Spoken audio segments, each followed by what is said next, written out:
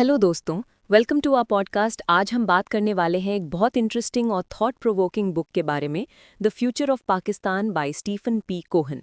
पाकिस्तान का फ्यूचर कैसे शेप हो रहा है, क्या चैलेंजेस हैं और क्या अपॉर्चुनिटीज़ हो सकती हैं। चलिए इस पॉडकास्ट में हम ये एक्सप्लोर करते हैं स्टेप बाय स्टेप। बुक का पहला चैप्टर है Pakistan arrival and departure by Stephen Cohen. ये चैप्टर पाकिस्तान के फॉर्मेशन, इंडिपेंडेंस के स्ट्रगल्स और उसके हिस्टोरिकल कॉन्टेक्स्ट पे फोकस करता है।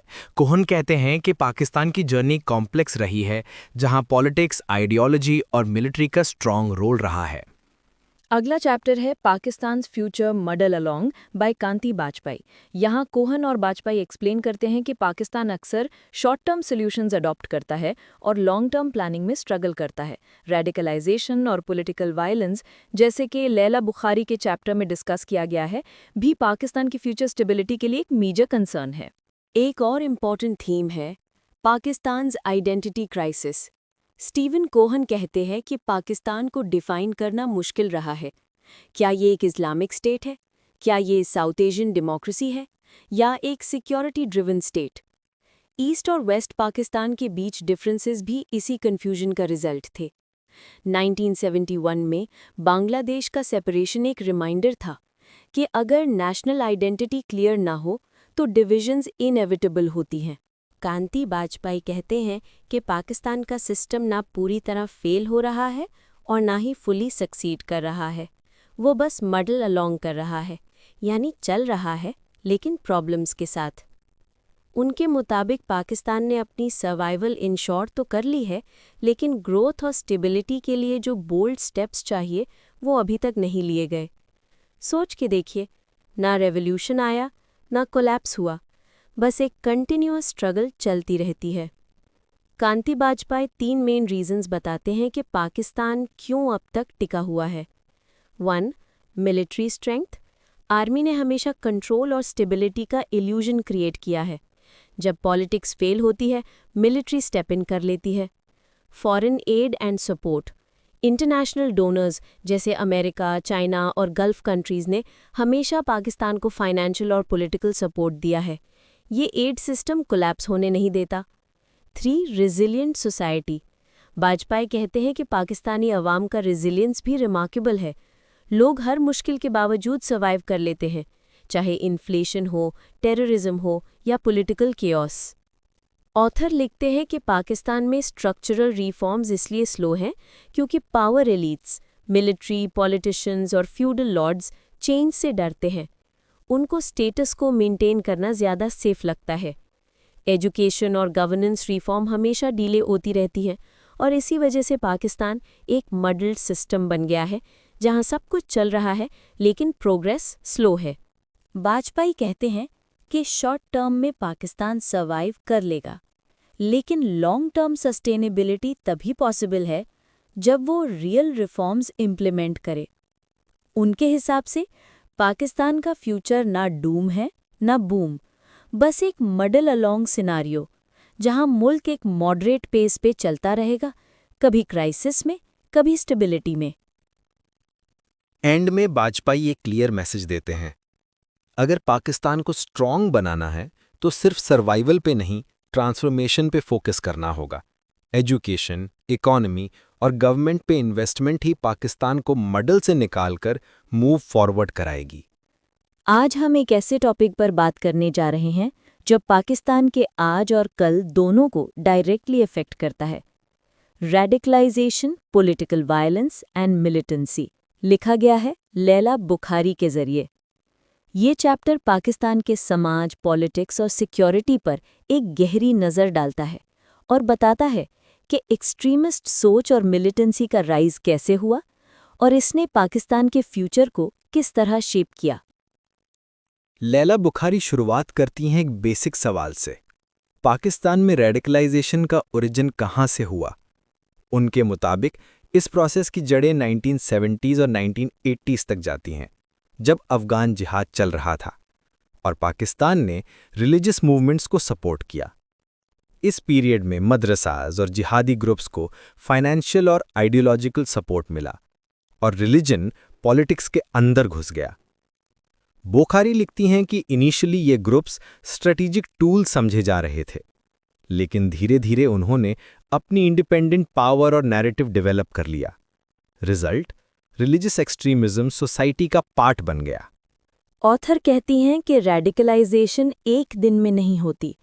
ये एक स्लो प्रोसेस है जहाँ सोशल, पॉलिटिकल और इमोशनल फैक्टर्स मिलकर इंसान के माइंड को चेंज करते हैं। पाकिस्तान में मिलिटेंसी सिर्फ आइडियोलॉजी का रिजल्ट नहीं थी, बल्कि पावर्टी, इनजस्टिस, करप्शन और बैड गवर्नेंस ने भी इसे फ्यूल किया। एक पुअर यूथ जब सिस्टम से फ्रस्ट्रेटेड होता है और उसे लगता है कि कोई उसकी आवाज़ नहीं सुनता, वो ईजिली एक्सट्रीमिस्ट नैरेटिव के ट्रैप में आ जाता है। यानी मिलिटेंसी सिर्फ रिलीजन का इशू नहीं, ये एक पॉलिटिकल और सोशल फेलियर का रिफ्लेक्शन भी है। बुखारी लिखती हैं कि पाकिस्तान में वायलेंस सिर्फ टेररिस्ट ग्रुप्स तक लिमिटेड नहीं है, बल्कि पॉलिटिक्स भी वायलेंट हो गई है। प्रोटेस्ट्स, सेक्टेरियन क्लैशेस और एथनिक कॉन्फ्लिक्ट्स ने सोसाइटी को डिवाइड कर दिया है। स्टेट ने कई दफ़ा मिलिटेंट ग्रुप्स को यूजफुल समझा, जैसे इंडिया के अगेंस्ट प्रॉक्सी स्ट्रैटेजीज। लेकिन ये डबल एज्ड सॉर्ड साबित हुई, क्योंकि वही ग्रुप्स बाद में पाकिस्तान के अंदर ही थ्रेट बन गए। इस चैप्टर में लैला बुखारी ये पॉइंट रेज करती हैं कि स्टेट की इनकंसिस्टेंट पॉलिसी, कभी सपोर्ट कभी सप्रेशन, ने रेडिकलाइजेशन को और ज़्यादा डीप कर दिया है। यानी ये पॉलिसी ने सिर्फ प्रॉब्लम सॉल्व नहीं की, बल्कि और कॉम्प्लेक्स बना दी है। एक बहुत इंपॉर्टेंट एंगल जो बुखारी डिस्कस करती हैं वो है ऑर्डिनरी लोगों पर इस वायलेंस का इम्पैक्ट। जब बम ब्लास्ट्स, टारगेट किलिंग्स और रिलीजियस इनटॉलरेंस रोज़मर्रा का हिस्सा बन जाए, तो सोसाइटी में फियर और मिसट्रस्ट डेवलप होता है। स्कूल, मस्जिद, बाजार, सब जगह अनसर्टेनिटी होती है। बुखारी कहती हैं कि रेडिकलाइजेशन ने सिर्फ स्टेट को नहीं, बल्कि सोशल फैब्रिक को तोड़ दिया है। लोगों में टॉलरेंस कम और हेट ज़्यादा हो गई है। ये एक साइकोलॉजिकल वॉर है, जहां दुश्मन विजिबल भी है और इनविजिबल भी। ऑथर क्लियरली कहती हैं कि पाकिस्तान में रिलीजन का मिसयूज एक की ड्राइवर है रेडिकलाइजेशन का। रिलीजन खुद वायलेंट नहीं, लेकिन जब उसे पॉलिटिकल टूल बनाया जाए तो उसका नतीजा वायलेंस और हेट होता है। बुखारी सजेस्ट करती हैं कि एजुकेशन सिस्टम को रिफॉर्म करना सबसे ज़रूरी है, ताकि स्टूडेंट्स क्रिटिकल थिंकिंग और टॉलरेंस सीखें। मदरसा रिफॉर्म्स और मॉडर्न करिकुलम दोनों इक्वली इम्पॉर्टेंट है। उनके मुताबिक अगर एजुकेशन सिस्टम बैलेंस हो जाए तो यूथ को एक्सट्रीमिस्ट रिक्रूटमेंट से बचाया जा सकता है।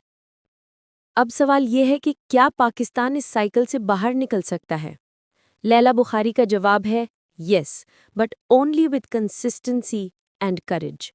वो कहती हैं कि स्टेट को अपनी फॉरेन और डोमेस्टिक पॉलिसीज क्लियर करनी होंगी, मिलिट्री और सिविलियन लीडरशिप को यूनाइटेड अप्रोच लेना होगा, रिलीजियस लीडर्स को पीस और हार्मनी प्रमोट करनी होगी, और सबसे इम्पॉर्टेंट, यूथ को अपॉर्चुनिटीज और अवेयरनेस देनी होगी। बुखारी लिखती हैं कि पाकिस्तान में पीस पॉसिबल है अगर सोसाइटी खुद डिसाइड करे कि वो हेट के नैरेटिव को रिजेक्ट करे। ये स्ट्रगल लंबी है, लेकिन इम्पॉसिबल नहीं। चैप्टर के एंड में लैला बुखारी एक बहुत पावरफुल मैसेज देती हैं। वो कहती हैं कि पाकिस्तान के अंदर बहुत एनर्जी और पोटेंशियल है, लेकिन अगर वो एनर्जी पॉजिटिव डायरेक्शन में यूज़ नहीं की गई तो वो डिस्ट्रक्टिव बन सकती है। उनके वर्ड्स सिंपल हैं। The fight against militancy is not only about guns, it is about minds and hearts. यानी असली जंग सोचों और आइडियाज़ की है, सिर्फ वेपन्स की नहीं। पाकिस्तान का फ्यूचर तभी सेफ होगा जब हम अपनी सोच, अपनी तालीम और अपनी पॉलिटिक्स को पीस के साथ अलाइन करें। चैप्टर 4 एड्रेसिंग फंडामेंटल चैलेंजेस जैसे लिखा है सी क्रिस्टीन फेयर ने, जो एक well known south Asia analyst और पॉलिटिकल साइंटिस्ट हैं। ये चैप्टर एक सिंपल सवाल के आसपास घूमता है। पाकिस्तान के सबसे बेसिक प्रॉब्लम्स क्या हैं और क्या उनका कोई रियल सॉल्यूशन पॉसिबल है? फेयर का अप्रोच डायरेक्ट है। उन्होंने ना सिर्फ इश्यूज हाईलाइट किए, बल्कि उनके रूट्स और रियलिटी को बहुत ऑनेस्टली डिस्कस किया है। सी क्रिस्टीन फेयर कहती हैं कि पाकिस्तान को फेस करने वाले चैलेंजेस सुपरफिशियल नहीं, वो फंडामेंटल हैं, जिनका लिंक डायरेक्टली गवर्नेंस, इकोनॉमी और आइडियोलॉजी से है। उनके मुताबिक पाकिस्तान के मेन इश्यूज कुछ इस तरह हैं। सिविल मिलिट्री इम्बैलेंस, जहां रियल पावर आर्मी के पास है। वीक गवर्नेंस, जहां इंस्टीट्यूशंस पॉलिटिकल इंटरफेरेंस से फ्री नहीं। इकोनॉमिक फ्रिजिलिटी, जहां डिपेंडेंसी फॉरेन एड पर है। रिलीजियस एक्सट्रीमिज्म, जो सोसाइटी और पॉलिटिक्स दोनों को डिवाइड करता है। फेयर कहती हैं कि ये इश्यूज आइसोलेटेड नहीं, बल्कि एक साइकिल में बंधे हुए हैं। एक प्रॉब्लम दूसरे को और स्ट्रांग करती है। For example, weak democracy military को जस्टिफाई करती है और पुअर इकोनॉमी मिलिटेंसी को फ्यूल करती है। क्रिस्टीन फेयर क्लियरली कहती हैं कि पाकिस्तान का सबसे बड़ा स्ट्रक्चरल इशू है the dominance of the military in national decision making. वो लिखती हैं कि मिलिट्री सिर्फ डिफेंस तक लिमिटेड नहीं, वो फॉरेन पॉलिसी, इंटरनल सिक्योरिटी और हत्ता की इकोनॉमी तक इन्फ्लुएंस करती है। इस इम्बैलेंस ने डेमोक्रेटिक प्रोसेस को वीक कर दिया। जब भी सिविलियन गवर्नमेंट स्ट्रांग होने लगती है, मिलिट्री या ब्यूरोक्रेसी उसे अंडरमाइन कर देते हैं। फेयर कहती हैं कि जब तक आर्मी अपनी पॉलिटिकल इन्फ्लुएंस से पीछे नहीं हटती, तब तक पाकिस्तान स्टेबल डेमोक्रेसी नहीं बन सकता। यानी सिविलियन सुप्रीमेसी के बिना प्रोग्रेस इम्पॉसिबल है। पाकिस्तान का इकोनॉमिक मॉडल भी इस इम्बैलेंस से जुड़ी हुई है। क्रिस्टीन फेयर कहती हैं कि पाकिस्तान ने अपनी इकोनॉमी को फॉरेन एड और लोन्स पर डिपेंडेंट बना दिया है, स्पेशली यूएस, चाइना और आईएमएफ पर। हर बार जब क्राइसिस आता है, पाकिस्तान बेल आउट ले लेता है, लेकिन रिफॉर्म नहीं करता। फेयर लिखते हैं कि Pakistan survives on crisis management, not on economic vision. यानी शॉर्ट टर्म फिक्सेस हमेशा लॉन्ग टर्म प्लानिंग पर हैवी पड़ती हैं। रिजल्ट, डेट बढ़ता है, इकोनॉमी स्टैग्नेंट रहती है और पब्लिक फ्रस्ट्रेशन ग्रो करती है। वो सजेस्ट करती हैं कि पाकिस्तान को अपनी इकोनॉमिक सॉवरेनिटी रीगेन करनी चाहिए, एक्सपोर्ट्स, इंडस्ट्रियल पॉलिसी और एजुकेशन बेस्ड ग्रोथ से। फेयर का तीसरा फोकस है आइडियोलॉजी। उनके मुताबिक पाकिस्तान का आइडेंटिटी क्राइसिस अब भी अनरिजॉल्व्ड है। क्या हम एक इस्लामिक वेलफेयर स्टेट हैं या एक मॉडर्न डेमोक्रेटिक स्टेट? ये कन्फ्यूजन ने सोसाइटी में डिवाइड क्रिएट कर दी। रिलीजियस ग्रुप्स पॉलिटिक्स में घुस आए और उनका इन्फ्लुएंस एजुकेशन, लॉ और पब्लिक डिस्कोर्स तक फैल गया। क्रिस्टीन फेयर लिखती हैं कि जब स्टेट रिलीजन को टूल के तौर पर यूज करती है, तो टॉलरेंस और डाइवर्सिटी मर जाती है और इसी से रेडिकलाइजेशन का कल्चर ग्रो करता है। उनका मैसेज क्लियर है, religion should guide morality, not control the state machinery. जब तक ये बाउंड्री क्लियर नहीं होती, पाकिस्तान अपनी इंटरनल कॉन्फ्लिक्ट से नहीं निकल सकता। इस चैप्टर में फेयर गवर्नेंस के इशू पर भी स्ट्रांग कमेंट करती हैं। उनके मुताबिक पाकिस्तान के ब्यूरोक्रेसी और पॉलिटिकल पार्टीज दोनों पेट्रोनेज और करप्शन सिस्टम में फंसे हुए हैं। मेरिट बेस्ड गवर्नेंस मिसिंग है। इंस्टीट्यूशंस पर्सनल पावर और लॉयल्टी से चलते हैं, रूल्स और लॉ से नहीं। शी आर्ग्यूज कि रियल रिफॉर्म तभी पॉसिबल है जब अकाउंटेबिलिटी सिस्टम इंडिपेंडेंट हो और आर्मी, पॉलिटिशियंस, जजेस सब इक्वली आंसरेबल हों। अदरवाइज करप्शन सिर्फ फेसेस बदलती रहेगी, सिस्टम नहीं। फेयर कहती हैं कि पाकिस्तान का सबसे बड़ा होप और चैलेंज दोनों यूथ हैं। कंट्री के पास एक यंग पॉपुलेशन है, लेकिन अगर उन्हें एजुकेशन और एम्प्लॉयमेंट नहीं मिले तो वो फ्रस्ट्रेशन और रेडिकलाइजेशन का टारगेट बन जाते हैं। वो सजेस्ट करती हैं कि एजुकेशन सिस्टम को मॉडर्नाइज करना होगा, मदरसाज और पब्लिक स्कूल्स के बीच गैप कम करना होगा और सिलेबस में टॉलरेंस, सिविक सेंस और क्रिटिकल थिंकिंग इंक्लूड करनी होगी। उनके वर्ड्स सिंपल हैं, a nation cannot progress with an uneducated youth and an unaccountable elite.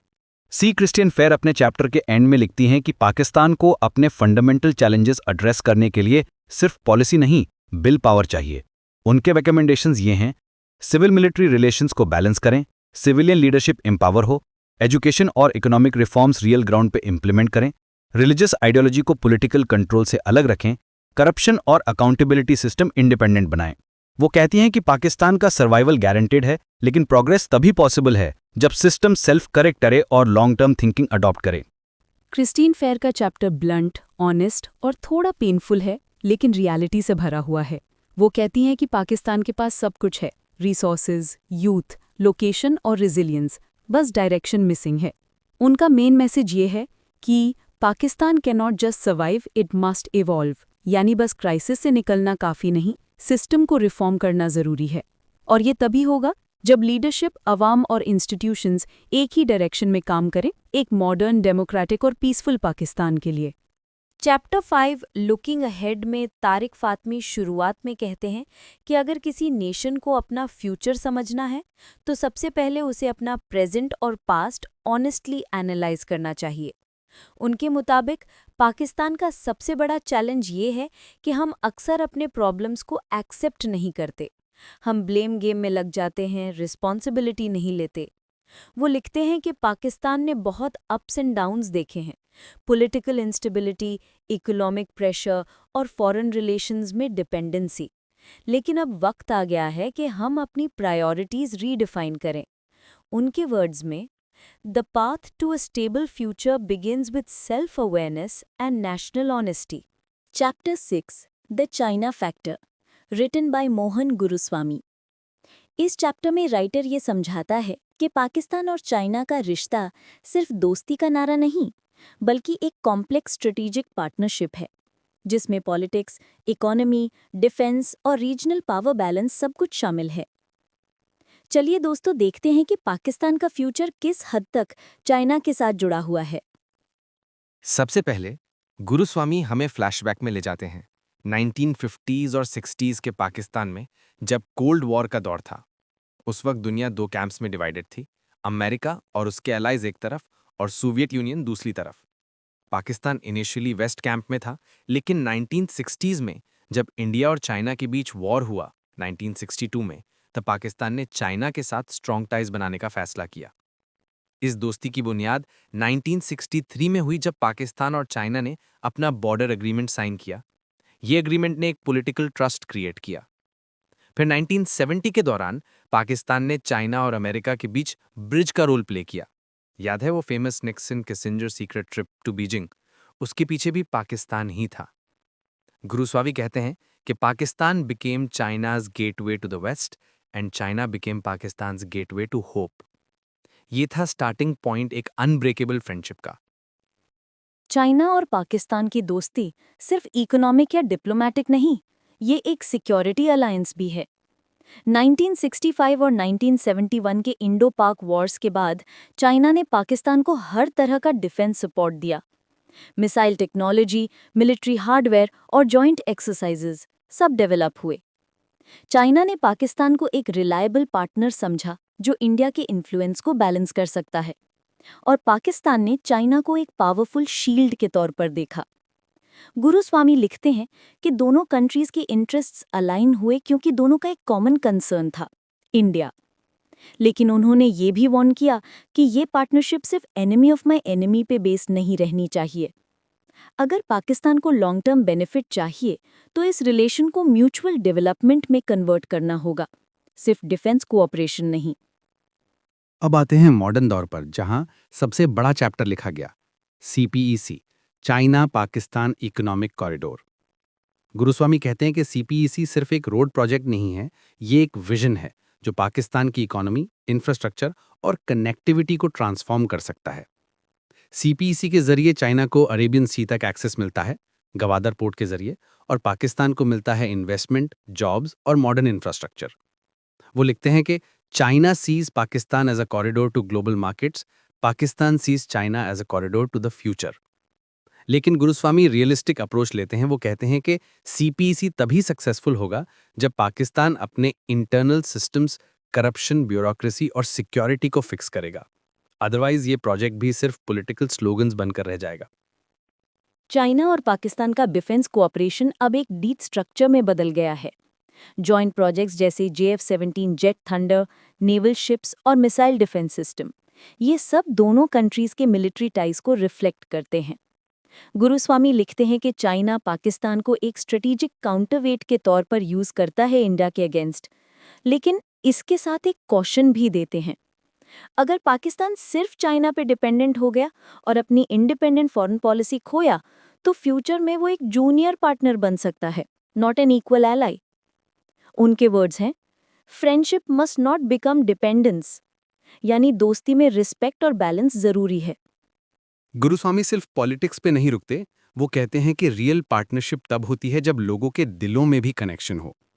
Pakistan और चाइना के स्टूडेंट्स एक्सचेंजेस, कन्फ्यूशियस इंस्टीट्यूट्स और कल्चरल इवेंट्स ने ये ब्रिज थोड़ा मजबूत किया है, लेकिन अभी भी इमोशनल बॉन्डिंग लिमिटेड है। चीनी लोग पाकिस्तान को सिक्योरिटी रिस्क समझते हैं और पाकिस्तानी लोग चाइना को एक इकोनॉमिक जायंट तो समझते हैं, लेकिन उसकी सोसाइटी और लैंग्वेज को समझने में इंटरेस्टेड नहीं है। इस गैप को फिल करना बहुत ज़रूरी है। गुरुस्वामी लिखते हैं, true friendship is built when societies understand each other, not just governments. अब बात करते हैं रीजनल पॉलिटिक्स की। गुरुस्वामी क्लियरली कहते हैं कि चाइना पाकिस्तान पार्टनरशिप का इम्पैक्ट सिर्फ दोनों कंट्रीज तक लिमिटेड नहीं, ये पूरी साउथ एशिया जियोपॉलिटिक्स को इफेक्ट करती है। इंडिया के लिए ये पार्टनरशिप एक स्ट्रेटेजिक चैलेंज है, क्योंकि सीपैक का कुछ पार्ट गिलगिट बाल्टिस्तान से गुजरता है, जिसे इंडिया डिस्प्यूटेड एरिया मानता है।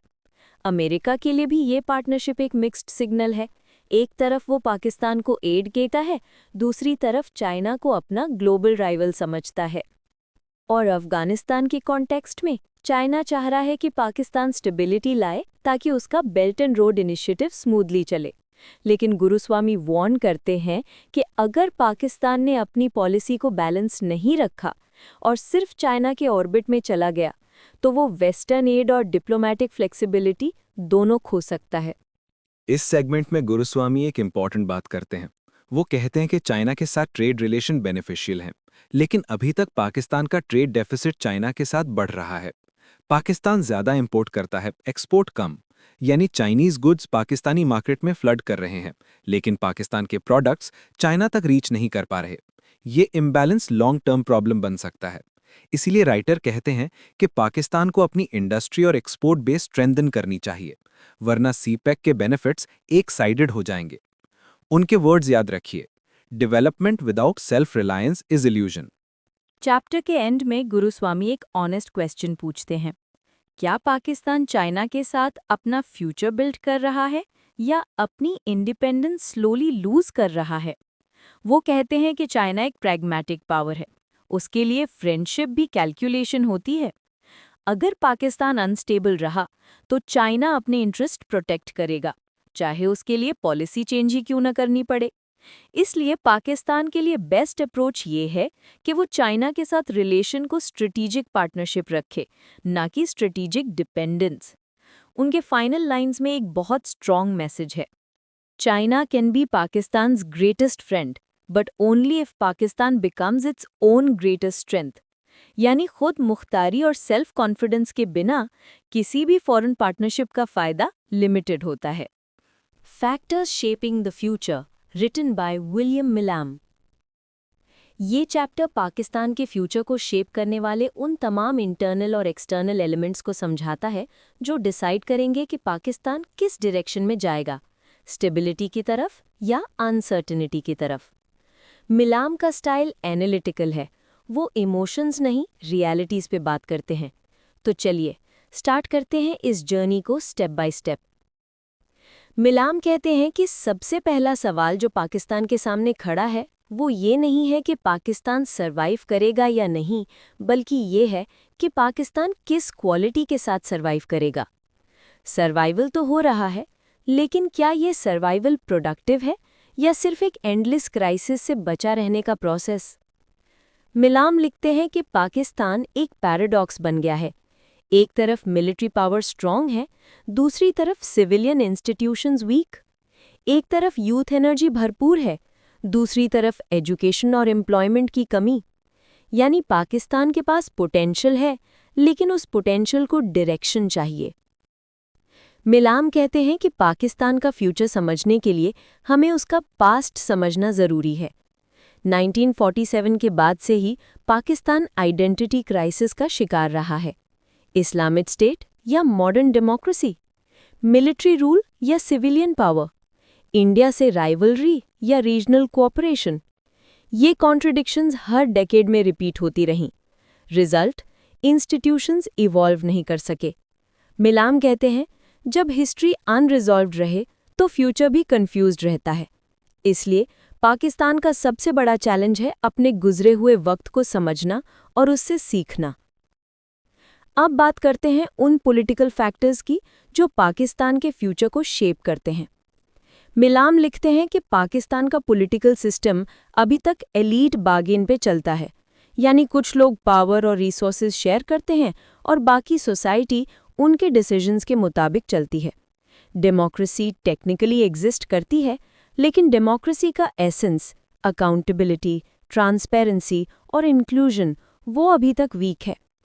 पॉलिटिकल इंस्टेबिलिटी के दो मेन रीजंस हैं, military interference in politics, weak party structure and leadership crisis.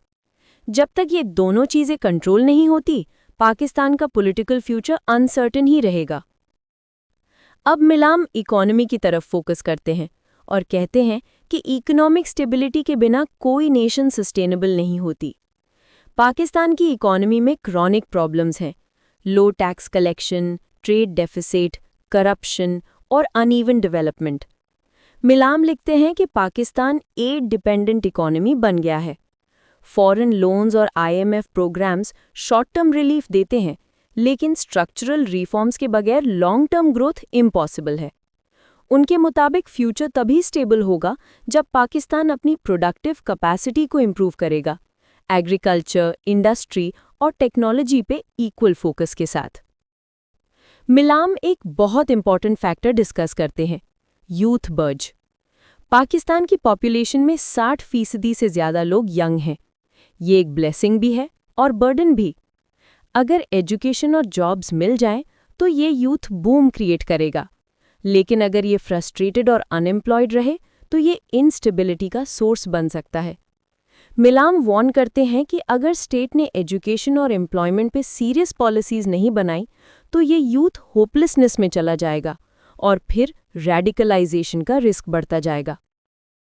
Religion Pakistan के स्टेट आइडेंटिटी का कोर है, लेकिन मिलाम लिखते हैं कि रिलीजन को पॉलिटिकल टूल के तौर पे यूज करना स्टेट को डिवाइड कर रहा है। एक्सट्रीम रिलीजियस नैरेटिव्स ने सोसाइटी में टॉलरेंस कम कर दी है। पाकिस्तान को अपने इस्लामिक आइडेंटिटी को इंक्लूसिव और मॉडरेट फॉर्म में प्रेजेंट करना होगा, वरना इंटरनल कॉन्फ्लिक्ट्स और बढ़ेंगे। मिलाम कहते हैं religion should unite Pakistanis, not polarize them. Milam external factors को भी इक्वली इंपॉर्टेंट समझते हैं। सबसे पहला फैक्टर है इंडिया। पाकिस्तान और इंडिया का रिलेशन हर दफ़ा पॉलिटिक्स और सिक्योरिटी इश्यूज के जरिए इम्पैक्ट होता है। ये राइवलरी दोनों मुल्कों की डेवलपमेंट को रिस्ट्रिक्ट करती है। दूसरा फैक्टर अफगानिस्तान। पाकिस्तान का वेस्टर्न बॉर्डर इंस्टेबिलिटी का सेंटर बना हुआ है और अफगानिस्तान की पॉलिटिक्स का डायरेक्ट असर पाकिस्तान की सिक्योरिटी और रेफ्यूजी पॉलिसी पे पड़ता है। तीसरा फैक्टर ग्लोबल अलायंसेस। चाइना और US के बीच बैलेंस मेंटेन करना पाकिस्तान के लिए एक टफ चैलेंज है। मिलाम लिखते हैं कि पाकिस्तान को अपनी फॉरेन पॉलिसी इंटरेस्ट बेस्ड बनानी होगी, ना कि एड बेस्ड। अब सवाल ये है कि क्या पाकिस्तान अपना डायरेक्शन बदल सकता है? मिलाम कहते हैं यस, लेकिन पॉलिटिकल विल चाहिए। उनके मुताबिक पाकिस्तान के फ्यूचर को शेप करने के लिए ये 5 स्टेप्स जरूरी हैं। इंस्टीट्यूशनल स्ट्रेंथनिंग, पार्लियामेंट, जुडिशरी और ब्यूरोक्रेसी को डीपोलिटिसाइज करना, एजुकेशन रिफॉर्म, क्रिटिकल थिंकिंग और टॉलरेंस प्रमोट करना, इकोनॉमिक प्लानिंग, लोकल प्रोडक्शन और एक्सपोर्ट्स को इन्हांस करना, सिविल मिलिट्री बैलेंस, मिलिट्री को पॉलिसी फ्रेमिंग में लिमिट करना, रीजनल इंटीग्रेशन, ट्रेड और डायलॉग के जरिए पीस एस्टैब्लिश करना। मिलाम लिखते हैं कि अगर पाकिस्तान ने ये रिफॉर्म्स अडॉप्ट कर लिए तो वो एक स्ट्रॉन्ग, कॉन्फिडेंट और पीसफुल नेशन बन सकता है। एंड में मिलाम लिखते हैं the future is not written yet, Pakistan still has a choice. ये लाइन पूरे चैप्टर का एसेंस है। पाकिस्तान का फ्यूचर प्री डिटर्मिन्ड नहीं है, वो डिसीजंस पे डिपेंड करता है, लीडरशिप पे डिपेंड करता है और सबसे ज़्यादा आवाम के विल पावर पर। अगर पाकिस्तान अपनी मिस्टेक से सीखे और अपनी स्ट्रेंथ्स को चैनलाइज करे तो वो सिर्फ सर्वाइव नहीं करेगा, वो थ्राइव करेगा। The clash of interests and objectives by Shuja Nawaz. ये चैप्टर पाकिस्तान के अंदर एक ऐसे इशू को हाईलाइट करता है जो हमारे पॉलिटिक्स, गवर्नेंस और सिक्योरिटी सबको इफेक्ट करता है, और वो है सिविल और मिलिट्री इंस्टीट्यूशंस के दरमियान clash of interests. Shuja Nawaz, जो एक मशहूर स्कॉलर और डिफेंस एनालिस्ट हैं, बहुत ऑनेस्टली एक्सप्लेन करते हैं कि किस तरह पाकिस्तान के मिलिट्री और सिविलियन सिस्टम्स अपने अपने ऑब्जेक्टिव्स के लिए काम करते रहे, और ये कॉन्फ्लिक्ट पाकिस्तान के डेवलपमेंट के रास्ते में सबसे बड़ा ऑब्स्टिकल बन गया। तो चलिए समझते हैं स्टेप बाय स्टेप कि ये क्लैश कैसे शुरू हुआ, क्यों कंटिन्यू हो रहा है और पाकिस्तान के फ्यूचर पे इसका क्या असर होगा। नवाज कहते हैं कि मिलिट्री और सिविलियन लीडरशिप के ऑब्जेक्टिव्स फंडामेंटली डिफरेंट हैं। मिलिट्री का फोकस हमेशा सिक्योरिटी और स्टेबिलिटी पे रहा, वो स्टेट को सर्वाइवल के पर्सपेक्टिव से देखती है। लेकिन सिविलियन लीडरशिप का फोकस डेवलपमेंट और रिप्रेजेंटेशन पे होता है। वो सोसाइटी के नीड्स और प्रोग्रेस के मुताबिक काम करती है। ये दोनों ऑब्जेक्टिव्स एक दूसरे से क्लैश करते हैं। मिलिट्री समझती है कि सिविलियंस करप्ट और इनकॉम्पिटेंट हैं, और सिविलियन समझते हैं कि मिलिट्री उनकी अथॉरिटी अंडरमाइन करती है।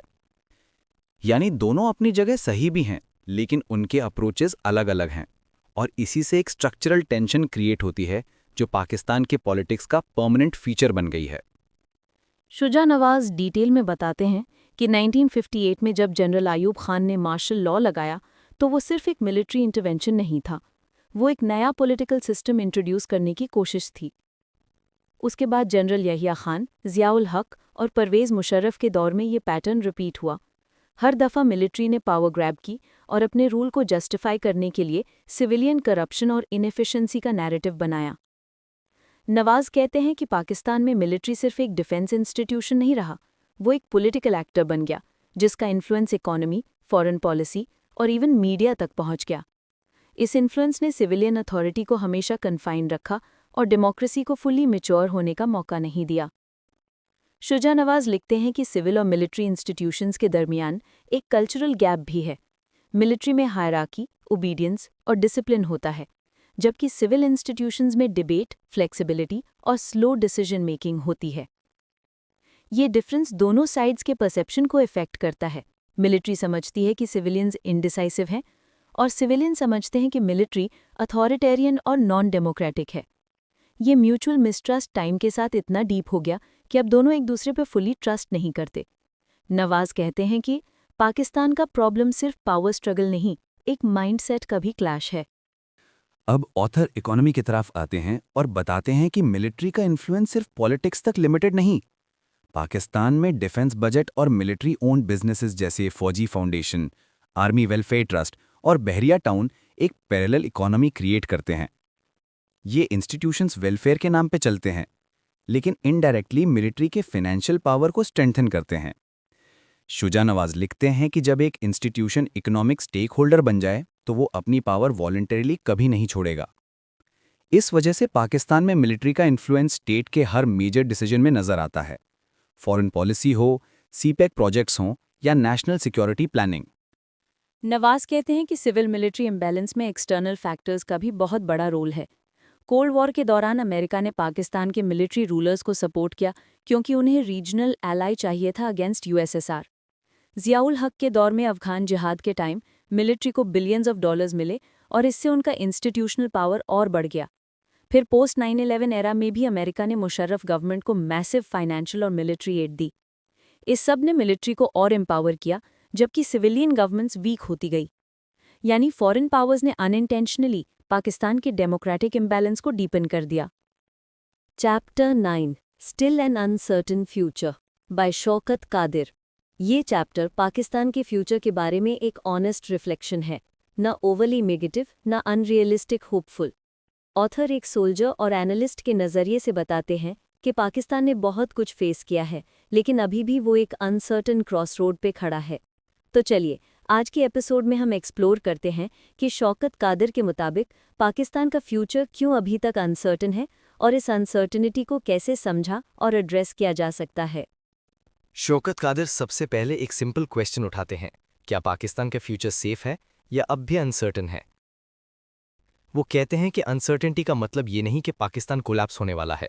अनसर्टेनिटी का मतलब है कि डायरेक्शन क्लियर नहीं है, इंस्टीट्यूशंस कंसिस्टेंट नहीं है और लीडरशिप विजनलेस है। उनके हिसाब से पाकिस्तान सर्वाइव जरूर करेगा, लेकिन किस क्वालिटी के साथ सर्वाइव करेगा, यही मेन क्वेश्चन है। कादिर कहते हैं कि अगर हम पाकिस्तान के 75 साल का सफ़र देखें तो ये एक स्ट्रगल और कॉन्ट्रडिक्शन का सफ़र रहा है। एक तरफ नेशनहुड का जज्बा और दूसरी तरफ एथनिक, पॉलिटिकल और सेक्टेरियन डिवाइड्स। पाकिस्तान ने वॉर्स देखी हैं, नेचुरल डिजास्टर्स फेस किए हैं और पॉलिटिकल टर्मोइल में भी अपनी आइडेंटिटी मेंटेन की है, लेकिन उनके मुताबिक प्रोग्रेस की स्पीड और डायरेक्शन दोनों क्वेश्चनेबल रही हैं। कादिर लिखते हैं, Pakistan has not failed but it has not succeeded either. ये लाइन पूरे चैप्टर का एसेंस है। ऑथर कहते हैं कि पाकिस्तान का सबसे मेजर क्राइसिस लीडरशिप क्राइसिस है। पॉलिटिशियंस और मिलिट्री लीडर्स दोनों शॉर्ट टर्म सोच में फंसे हुए हैं। हर लीडर अपनी पार्ट सिक्योर करने में लगता है, ना कि लॉन्ग टर्म पॉलिसी बनाने में। शौकत कादिर कहते हैं कि leadership without vision is like a ship without compass. उनके मुताबिक हर पॉलिटिकल पार्टी स्लोगन्स के जरिए सपोर्ट तो ले लेती है, लेकिन जब गवर्नेंस का वक्त आता है तो डायरेक्शन खत्म हो जाती है। यही वजह है कि पाकिस्तान में कंटिन्यूटी और पॉलिसी ओनरशिप मिसिंग है। कादिर एक रिटायर्ड मिलिट्री ऑफिसर होने के बावजूद बहुत ऑनेस्ट एनालिसिस देते हैं। वो कहते हैं कि मिलिट्री और सिविलियंस दोनों पावर के गेम में फंसे हुए हैं। जब मिलिट्री रूल करती है तो वो लेजिटिमेसी के लिए सिविलियंस को ब्लेम करती है, और जब सिविलियंस आते हैं तो वो अपने फेलियर्स मिलिट्री पे डाल देते हैं। ये ब्लेम गेम डेकेड से चल रही है। रिजल्ट ये हुआ कि इंस्टीट्यूशंस मैच्योर नहीं हो सके। कादिर लिखते हैं, military and civilian leaders must stop seeing each other as rivals, they must start seeing each other as partners. लेकिन अभी तक ये पार्टनरशिप इवॉल्व नहीं हुई, और इसी वजह से पाकिस्तान का गवर्नेंस स्ट्रक्चर अनस्टेबल है। शौकत कादिर इकोनॉमी को पाकिस्तान का सेकंड बिगेस्ट अनसर्टेनिटी फैक्टर कहते हैं। वो लिखते हैं कि पाकिस्तान की इकोनॉमी बहुत ज़्यादा कंजम्पशन बेस्ड और डिपेंडेंसी बेस्ड है। हर गवर्नमेंट IMF लोन्स, एड और रेमिटेंसेस पे रिलाई करती है। वो वार्न करते हैं कि जब एक नेशन बोरोइंग को अपना हैबिट बना ले तो वो इंडिपेंडेंस खुद लूज कर देता है। पाकिस्तान को अपनी प्रोडक्टिव बेस बनानी होगी, एग्रीकल्चर, इंडस्ट्री और एक्सपोर्ट्स पे। लेकिन unfortunately policy making short term political gains पे बेस्ड है, लॉन्ग टर्म इकोनॉमिक प्लानिंग पे नहीं। इस वजह से इकोनॉमी एक विशियस साइकिल में घूमी जा रही है, लोन, रीपेमेंट, इन्फ्लेशन और फिर लोन। ऑथर एक बहुत सेंसिटिव टॉपिक को टच करते हैं, पाकिस्तान का आइडेंटिटी क्राइसिस। वो कहते हैं कि हम 1947 में इस्लाम के नाम पर बने, लेकिन हमने अभी तक डिफाइन नहीं किया कि इस्लामिक स्टेट का मतलब क्या है। Chapter 10 Visualizing a Shared India-Pakistan Future by Bahu Kutumbi Raman। ये चैप्टर एक यूनिक और बोल्ड अप्रोच रखता है। रमन ने कंट्रोवर्शियल लेकिन होपफुल विजन प्रपोज किया है। क्या इंडिया और पाकिस्तान कभी पीसफुली कोएग्जिस्ट कर सकते हैं? क्या वो दोनों एक शेयर्ड फ्यूचर इमेजिन कर सकते हैं, या हमेशा राइवलरी और मिसट्रस्ट में फंसे रहेंगे? तो आज के एपिसोड में हम डीप डाइव करेंगे इस फैसिनेटिंग चैप्टर में और देखेंगे कि रमन का विजन किस तरह कॉन्फ्लिक्ट के दरमियान कोऑपरेशन का रास्ता दिखाता है। बहुकुटुंबी रमन चैप्टर की शुरुआत एक सिंपल लेकिन पावरफुल क्वेश्चन से करते हैं। क्या इंडिया और पाकिस्तान अपना फ्यूचर मिलकर लिख सकते हैं? वो कहते हैं कि ये सवाल सेंटिमेंटल नहीं, स्ट्रेटेजिक है। बिकॉज अगर दोनों कंट्रीज अपने कॉन्फ्लिक्ट्स को मैनेज कर लें तो साउथ एशिया के लिए पीस, प्रोग्रेस और प्रॉस्पेरिटी का न्यू चैप्टर लिखा जा सकता है। रमन रिमाइंड करते हैं कि 1947 के पार्टीशन ने सिर्फ ज्योग्राफिकल डिवाइड नहीं बनाई, बल्कि मिसट्रस्ट और हेट्रेड का वॉल भी खड़ी की। इस वॉल ने दोनों नेशंस को हॉस्टेज बना दिया, एक दूसरे के सस्पेशन और नैरेटिव्स के अंदर। लेकिन वो कह रहे हैं कि अगर यूरोप वर्ल्ड वॉर्स के बाद कोऑपरेट कर सकता है तो इंडिया और पाकिस्तान क्यों नहीं? रमन कहते हैं कि इंडिया पाकिस्तान रिलेशनशिप हमेशा हिस्ट्री के वेट के नीचे दब गया है। पार्टीशन का ट्रॉमा, कश्मीर डिस्प्यूट और 3 वॉर्स 1948, 1965 और 1971 ये सब ट्रस्ट को कंप्लीटली डिस्ट्रॉय कर चुके हैं। उनके मुताबिक दोनों देशों ने अपनी हिस्ट्री को वेपनाइज कर लिया है, पाकिस्तान ने आइडियोलॉजी के तौर पर और इंडिया ने सिक्योरिटी के तौर पर। रिजल्ट ये हुआ कि पीस प्रोसेस हर दफ़ा किसी न किसी ट्रैजिक इवेंट में कोलैप्स कर गया।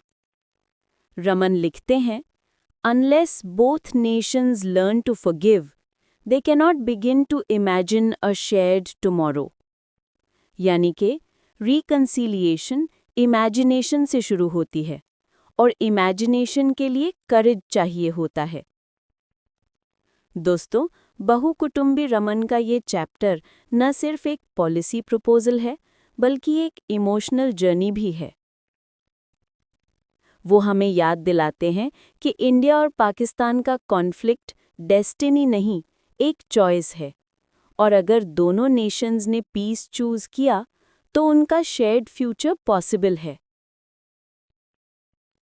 रमन की फाइनल लाइन बहुत इंस्पायरिंग है। We may not see peace in our lifetime, but we must at least plant its seed. Chapter 11 at the brink. इस चैप्टर में डॉक्टर रिजवी ने पाकिस्तान के state structure, political instability, security collapse और survival के risks को deeply analyze किया है। उनका सेंट्रल आर्ग्यूमेंट ये है कि पाकिस्तान एक थ्रेशोल्ड पे खड़ा है, ना पूरा फेल हुआ है, ना स्टेबल बना है। ये एक ब्रिंक स्टेट है जो सरवाइव तो कर रहा है, लेकिन कोलैप्स के एज पर है। तो चलिए, इस 40 मिनट एपिसोड में हम समझते हैं पाकिस्तान किस ब्रिंक पर है, क्यों है, और क्या इस एज से दूर जाने का कोई रास्ता है। बाय हसन अस्करी रिजवी। डॉक्टर रिजवी कहते हैं कि ब्रिंक का मतलब है एक ऐसी स्टेज जहां से या तो सिस्टम रिफॉर्म हो सकता है या कोलैप्स। वो लिखते हैं कि Pakistan is neither a fail state nor a fully functional state, यानी कि हमारा सिस्टम वर्क कर रहा है लेकिन एक्सट्रीमली फ्रेजाइल बेस पर। हर इंस्टीट्यूशन, आर्मी, जुडिशरी, पार्लियामेंट और ब्यूरोक्रेसी एक दूसरे के साथ कंपटीशन में है, कोऑपरेशन में नहीं। और जब एक मुल्क के अंदर कांस्टेंट पावर स्ट्रगल होता है तो वो मुल्क फंक्शनल नहीं रहता, वो रिएक्शनरी स्टेट बन जाता है जो हर क्राइसिस का वेट करता है और फिर रिएक्ट करता है। डॉक्टर रिजवी लिखते हैं कि पाकिस्तान का बिगेस्ट वीकनेस है पॉलिटिकल इंस्टेबिलिटी। 1947 से लेकर आज तक स्टेबल डेमोक्रेटिक कल्चर डेवलप नहीं हो सका। Military interventions, weak political parties और पर्सनलाइज्ड पॉलिटिक्स ने सिस्टम को हॉलो कर दिया है। उनके मुताबिक हर गवर्नमेंट ऑपोजिशन को एनिमी समझती है और ऑपोजिशन गवर्नमेंट को करप्ट या इलिजिटिमेट, यानी कि स्टेट में पॉलिसी कंटिन्यूटी का कॉन्सेप्ट ही मिसिंग है। डॉक्टर रिजवी लिखते हैं, When politics becomes war by other means, the state becomes its casualty. यानी जब पॉलिटिकल कंपटीशन रिवेंज में बदल जाए तो नेशनल इंटरेस्ट गायब हो जाता है। ऑथर ओपनली एक्नॉलेज करते हैं कि पाकिस्तान में मिलिट्री का रोल बहुत डोमिनेंट रहा है। वो लिखते हैं, the army is the most organised institution in Pakistan, but it has often acted beyond its constitutional role. उनके मुताबिक मिलिट्री ने अपनी प्रोफेशनैलिटी के साथ साथ पॉलिटिकल पावर भी कैप्चर कर ली। रिजल्ट ये हुआ कि सिविलियंस और मिलिट्री के दरमियान ट्रस्ट परमानेंटली डैमेज हो गया। डॉक्टर रिजवी कहते हैं कि जब भी डेमोक्रेसी वीक होती है, आर्मी नेचुरली फिल करती है वो वैक्यूम। लेकिन प्रॉब्लम ये है कि military governments short term stability तो लाती हैं, लेकिन लॉन्ग टर्म इंस्टीट्यूशनल डैमेज करती हैं। वो लिखते हैं, Pakistan's problem is not military rule, it is the political vacuum that invites it. यानी कि ब्लेम सिर्फ आर्मी पर नहीं, सिविलियन फेलियर्स पर भी जाता है। डॉक्टर रिजवी कहते हैं कि गवर्नेंस का क्राइसिस पाकिस्तान का साइलेंट किलर है। करप्शन, इनएफिशिएंसी और लैक ऑफ अकाउंटेबिलिटी ने इंस्टीट्यूशंस को हॉलो कर दिया है। वो लिखते हैं कि ब्यूरोक्रेसी पॉलिटिसाइज हो गई है और मेरिट सिस्टम कोलैप्स कर गया है। हर गवर्नमेंट अपने सपोर्टर्स को रिवॉर्ड करती है और ओपोनेंट्स को पनिश। ये पेट्रोनेट सिस्टम स्टेट मशीनरी को डिपेंडेंट और डायरेक्शनलेस बना देता है। डॉक्टर रिजवी कहते हैं, When merit dies, mediocrity rules. यानी जब कॉम्पिटेंस खत्म हो जाती है तो सिस्टम सिर्फ सर्वाइवल के लिए काम करता है, प्रोग्रेस के लिए नहीं। ऑथर इकोनॉमी को प्रेशर कुकर सिचुएशन में डिस्क्राइब करते हैं। उनके मुताबिक पाकिस्तान की इकोनॉमी में ग्रोथ और इन्फ्लेशन एक साथ चल रहे हैं, जो इंटरनली कॉन्ट्राडिक्टरी है। फॉरेन लोन्स, राइजिंग पॉपुलेशन और लिमिटेड एक्सपोर्ट्स ने सिस्टम को ओवरबर्डन कर दिया है। ऑथर लिखते हैं, an economy that depends on aid cannot claim sovereignty. वो वार्न करते हैं कि जब economic dependency political decision making पे असर डालती है तो स्टेट अपने आप को इंडिपेंडेंट नहीं कह सकती। इसलिए पाकिस्तान का बिगेस्ट चैलेंज इकोनॉमिक ऑटोनॉमी और सस्टेनेबल ग्रोथ बनाना है। डॉक्टर रिजवी लिखते हैं कि पाकिस्तान के फ्यूचर के लिए सबसे डेंजरस थ्रेट है internal extremism. Terrorism, sectarian violence और इनटॉलरेंस ने सोशल फैब्रिक को वीकन कर दिया है। उनके मुताबिक 1980s के अफगान जिहाद ने पाकिस्तान को एक मिलिटराइज्ड और रेडिकलाइज्ड स्टेट में बदल दिया। वो कहते हैं, once you teach people to fight for faith with guns, you cannot tell them to stop when politics changes. यानी कि जिहाद पॉलिसी का लेगेसी अब तक खत्म नहीं हुआ। डॉक्टर रिजवी स्ट्रांगली एम्फसाइज करते हैं कि पाकिस्तान को एजुकेशन और आइडियोलॉजी दोनों लेवल्स पे डी-रेडिकलाइजेशन लानी होगी। सिर्फ ऑपरेशन से नहीं, माइंडसेट चेंज से सिक्योरिटी रिस्टोर होगी। एक और इम्पॉर्टेंट पॉइंट डॉक्टर रिजवी उठाते हैं, पाकिस्तान का आइडियोलॉजिकल कंफ्यूजन। वो कहते हैं कि पाकिस्तान ने अपनी आइडेंटिटी रिलीजन के जरिए डिफाइन की, लेकिन स्टेट और रिलीजन का बैलेंस कभी क्लियर नहीं हुआ। रिजल्ट, एक कंफ्यूज्ड स्टेट जो मॉडर्न भी बनना चाहता है और रिलीजियस लेजिटिमेसी भी मेंटेन करना चाहता है। उनके मुताबिक ये डबल आइडेंटिटी ने पॉलिसी मेकिंग को इनकंसिस्टेंट बना दिया। डॉक्टर रिजवी लिखते हैं, a state can not March forward if it keeps looking backwards for legitimacy. यानी कि जब तक पाकिस्तान अपनी आइडियोलॉजी को मॉडर्न गवर्नेंस के साथ रिकंसाइल नहीं करेगा, वो अपने आप से ही कॉन्फ्लिक्ट में रहेगा। रिजवी हाईलाइट करते हैं कि पाकिस्तान की एक्सटर्नल पॉलिसीज भी इंस्टेबिलिटी का सोर्स हैं। इंडिया के साथ हॉस्टिलिटी, अफगानिस्तान में स्ट्रेटेजिक डेप्थ पॉलिसी और यूएस के साथ लव हेट रिलेशनशिप, ये सब फैक्टर्स मिलकर पाकिस्तान को आइसोलेट कर देते हैं। वो लिखते हैं, foreign policy must reflect internal strength, not internal weakness. उनके मुताबिक जब इंटरनल यूनिटी वीक हो तो एक्सटर्नल प्रेशर और डेंजरस हो जाता है। पाकिस्तान को अपनी फॉरेन रिलेशंस नेशनल इंटरेस्ट और रीजनल कोऑपरेशन के बेसिस पे रीबिल्ड करनी होंगी, ना कि आइडियोलॉजी पर। डॉक्टर रिजवी कहते हैं कि सिविल सोसाइटी और मीडिया पाकिस्तान में एक डबल एजेड स्वॉर्ड हैं। एक तरफ ये अकाउंटेबिलिटी और अवेयरनेस प्रमोट करते हैं, लेकिन दूसरी तरफ पोलराइजेशन भी बढ़ाते हैं। वो कहते हैं कि freedom without responsibility is another form of chaos. यानी कि मीडिया और एनजीओज को कंस्ट्रक्टिव क्रिटिसिज्म करनी चाहिए, ना कि सिर्फ सेंसेशनलिज्म और प्रोपोगेंडा। उनके मुताबिक स्ट्रॉन्ग सिविल सोसाइटी तभी बनती है जब वो इंस्टीट्यूशंस के साथ कंपीट नहीं, कोऑपरेट करती है। चैप्टर 12 में अकील शाह पाकिस्तान के सबसे मजबूत और पावरफुल इंस्टीट्यूशन यानी मिलिट्री के रोल को समझाते हैं कि कैसे हमारे स्टेट, पॉलिटिक्स और डेमोक्रेसी का डायरेक्शन फौज के इन्फ्लुएंस ने तय किया है। अकील शाह का मेन आइडिया ये है कि पाकिस्तान का डेमोक्रेटिक स्ट्रक्चर तब तक फुली इवॉल्व नहीं हो सकता जब तक फौज और सिविलियन इंस्टीट्यूशंस के बीच पावर का बैलेंस रिस्टोर ना हो। सेनॉट कहते हैं कि पाकिस्तानी क्रॉसरोड्स पे खड़ा है। एक रास्ता स्टेटस क्वो का है, जहां मिलिट्री और एलीट अपनी जगह मेंटेन करते हैं। दूसरा रास्ता रिफॉर्म और डेमोक्रेसी का है, जहां अवाम और इंस्टीट्यूशंस मिलकर सिस्टम को इवॉल्व करते हैं। सेनॉट का मैसेज होपफुल है। पाकिस्तान's future is not fixed. It depends on the courage of its leaders and the will of its people. यानी डेस्टिनी लिखी नहीं होती। Chapter 14 Regime and System Change by Marvin G. Weinbaum। वाइनबॉम का conclusion balanced है।